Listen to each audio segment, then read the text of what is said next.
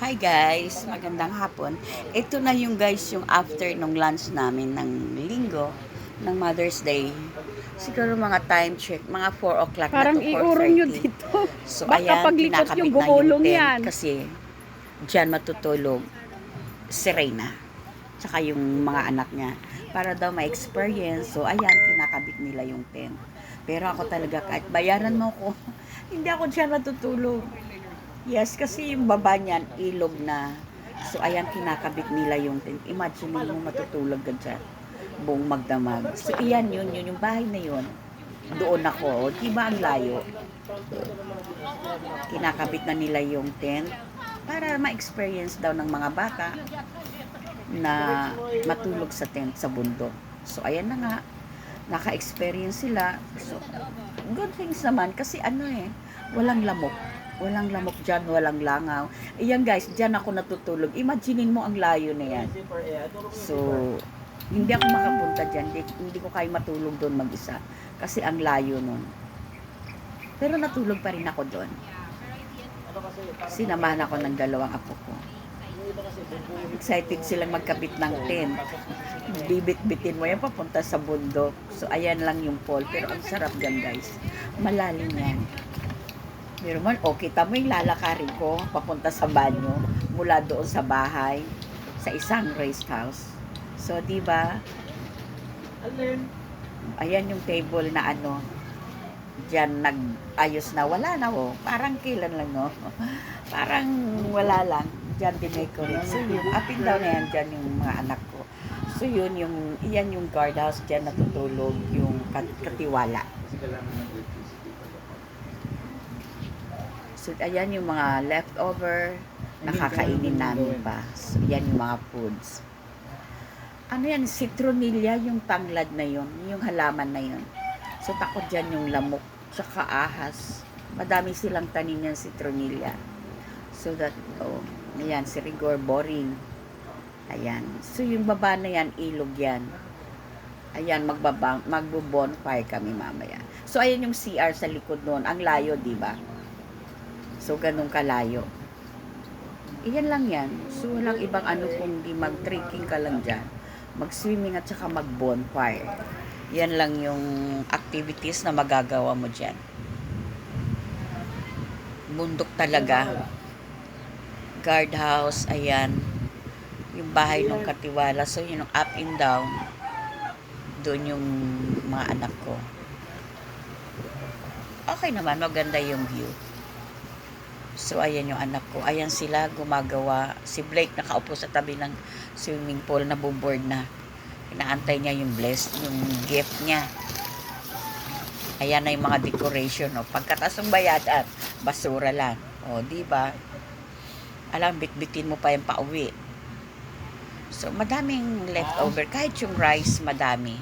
Ayan, ako yan, kumakain ako ng cake. Masarap yung cake. In fairness, masarap. Madami din kami naiwan ng mga foods doon. Madami. Dami ng cake. So, masaya. Thanks God. Kahit mahirap ka lang, nararanasan mo yung ganitong mga aktibidades sa buhay. Di ba? So, enjoy, life is short. Tahimik, wala kang maririnig ng mga dagundo. Mga ng mga sasakyan, wala. Honi lang ng kwago, ng ibon. Yun lang ang maririnig mo sa lugar na yon. Ayan, yung pagkain pa namin ng gabi. Hanggang kinabukasan pa yan. Kasi madami pa Kasi wala naman ibang kakain. Kita mo yung fruits, hindi pinasin. Halos ako lang, tsaka si Rigor. Ang dami pang mga foods, guys. Yung iba, iniwan na namin yun. Para sa kanila. Tsaka yung rice, madami. So, imagine mo yan, yung layo ng bahay ko, di ba? Hapon na yan. So, ayan, tapos na yung tent. Boring na sila, hindi na nila alam kung anong gagawin nila. So, sa gabi, yung last night, yun na lang yung isang activity na hindi namin nagagawa, yung mag-bonfire party. Yung swimming, sawa na sila. Sa gabi, sa araw. Ayan, doon ako nakatulog. Doon, yun yung bahay ko. So, ang layo ng lalakarin. Mamaya makikita mo yung CR. Ano yan ni Bloody Mary? Yung halaman na yan. Nagdala ako niya, humingi ako. So, ang daming pagkain. Cakes. Yan. Iniwan na namin yung iba niyan doon sa Katiwala kasi wala eh. Sa dami. Cake ni Blake. Cake, yung cake ni Blake yata yan. So, thank you Lord for the blessings talaga. And cake ni Hunter. May pagkain pa, daming kanin. Ang sarap ng kanin nila.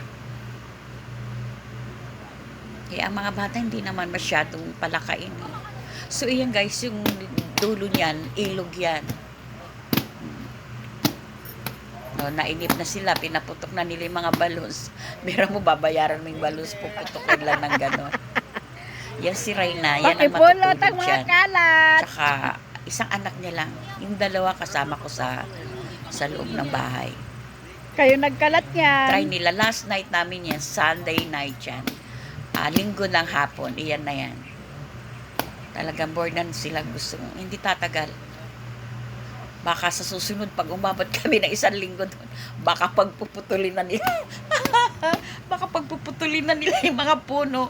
Maging kabinero na sila. Baka pagtatanggalin na nila yung puno. Inakyat nila yung guys, yung dulong yan. Kasi yung dulo na yan, andun sa tuktok yung baliti, inakyat nila yan guys. Hindi na ako sumama kasi hindi ko kakayanin. Nadulas yung mga apo ko nang umakyat sila sa Rocky Mountain. Iyan yung Rocky Mountain. Yan yung daanan. Yan yung board na rin yung anak ko. Ayan yung banyo. Yan. Yan. 2 banyo yan eh. Yun. So, malapit doon sa 2 ano. Hindi kasi pwede sila doon sa bahay kasi maliit lang yun eh. Yung tutuluyan ko. Maliit lang yun. Yan. Isang bed lang yan eh. Tapos ayan o, may jacuzzi sa labas. Ayan o. So, hindi sila kasya doon, tsaka yung mga gamit nila. So, ako lang doon. Inakyat nila yung bundok na yan. Tapos na yung tent. Then, sa gabi, mag-aano kami. Mag-bonfire. Ayan, dyan ako nakatulog. So, ayan, sa gabi na yan, nag-bonfire kami. Last yan, Sunday night yan. Nakatulog ako kaya doon sa upuan. Kaya tinawag nila ako. Mama, mag-bonfire na. So, ano lang naman yun, yung marshmallow, and then chocolate. Imbis na kakainin mo yung marshmallow, tutuhugin mo pa, papainitin mo dyan. Diba? Papahirapan mo yung sarili mo. Para ma-experience lang. Actually, lagi naman ganon. So, ito yung favorite nilang gawin, yung bonfire.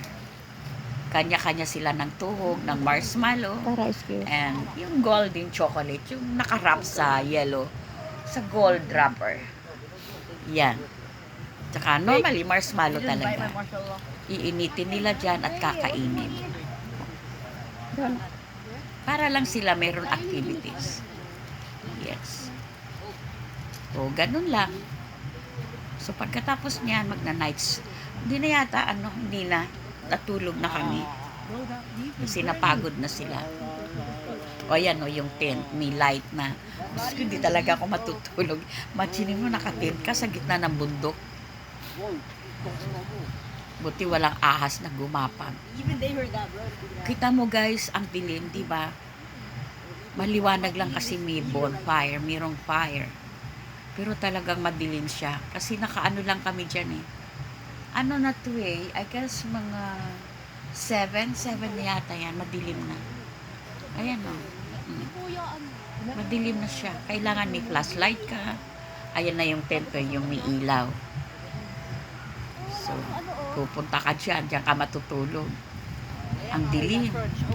Hindi nasakop siya na, ayan o, yung mga ano. Ang tawag doon?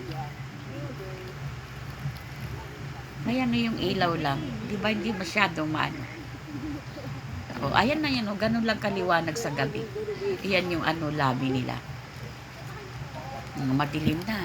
O, ayan yung bahay ko, gagapangin, lalakarin mo yan, papunta doon.